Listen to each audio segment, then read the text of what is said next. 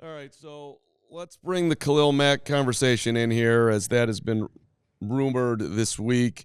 Um, Supposedly, Mack might be interested in some level of reunion with the Bears where he's not the featured guy. He's not, at least speculation is he's not going to be cheap. 34 years old, 6 sacks last year, down from 17 the year prior. But everybody can close their eyes and remember 52 killing quarterbacks when he was here. Hoge, do you think this is a real is this real? I'll say it like that the Bears would be super interested in bringing Khalil Mack back at 34. I don't know. I don't know. I had him in my notebook the other day as more of an opinion piece. In that, and I put in there. I have not heard a single thing about Khalil Mack being connected to the Bears. I know Chris Emma reported yesterday that he would have some interest in returning to Chicago. I guess my intel on that is I've never once been told that Khalil Mack didn't like Chicago. I don't think he necessarily wanted to leave when they traded him, but I think LA was one of the places he wanted to go, and so they made that work. So I don't get any sense that he'd be opposed to coming back to Chicago, but I also haven't heard anything that the Bears are extremely interested in bringing him back to Chicago. Now, getting back to what I wrote yesterday in my newsletter, personally, I think it makes a lot of sense. Now, it was in the mold of kind of what we're seeing with Jonah Jackson today, right? When I bring up Khalil Mack, I'm talking at max 2-year deal. That's really a 1-year deal with really nothing guaranteed in year 2. That's what we're talking about here with Jonah Jackson. There's only so many of those deals you can give out before the cap space disappears, right? So you want to pay Khalil Mack $22 million now for 2025, just throwing out a number. Now you add that to 17 and a half. You just committed to Jonah Jackson. I mean, it starts to add up really quickly. So there's only so many of those deals you can give out. I do think he's a guy that you can get without mortgaging your future at this point, like the Bears had to do the last time they acquired him. And I also think he'd make a lot of sense opposite of Montez Sweat, because I don't think Montez Sweat's a finished product. I still think he's got some things that he can do to get better, to be more consistent overall. And I think Khalil Mack can help him a lot in that regard. But my initial reaction, considering we started this show with an emergency aspect to it with a trade, seems less likely than it did maybe an hour ago.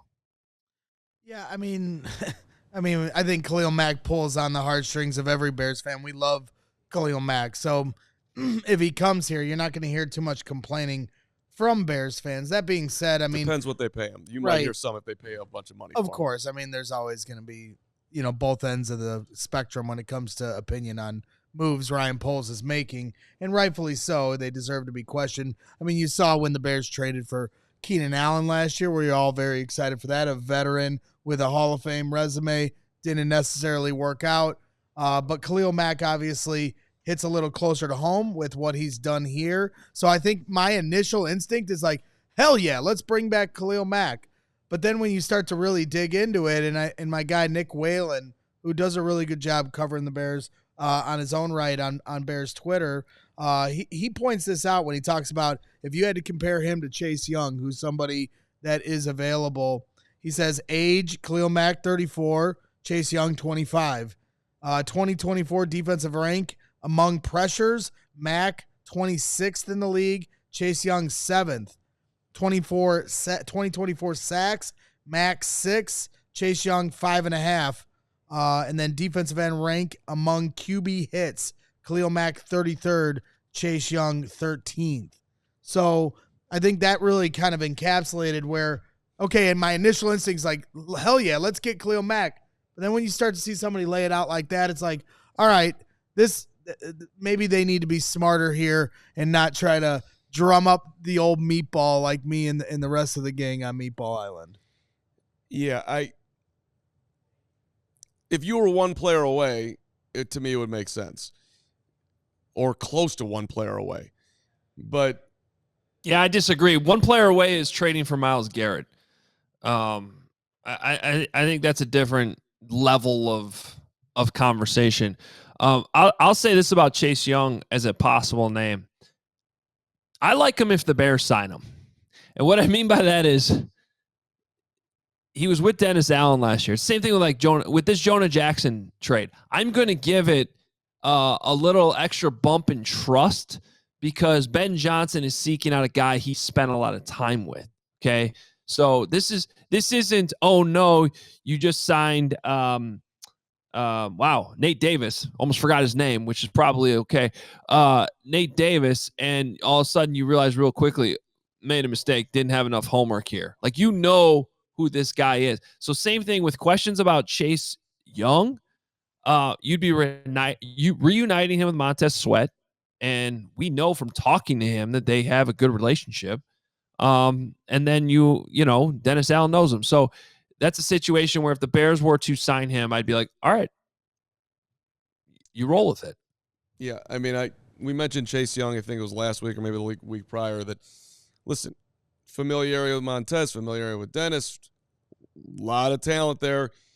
Yes, I get it. Has been injured, and some people question his work ethic at times, but dude, that's a super talented guy and 10 years younger, in essence, than Khalil. Sure, but going back to if they do sign Khalil Mack, all right, that's fine. You get Jonah Jackson, you get Khalil Mack, and you're drafting their replacements in the first and second rounds, right? That's the blueprint. You bring in veterans that are going to help this team get off to a fast start, whether we like it or not as fans or whether the coaching staff likes it or not as a first-year coaching staff. This team is ready to win. They were almost at 5-2 to start last year.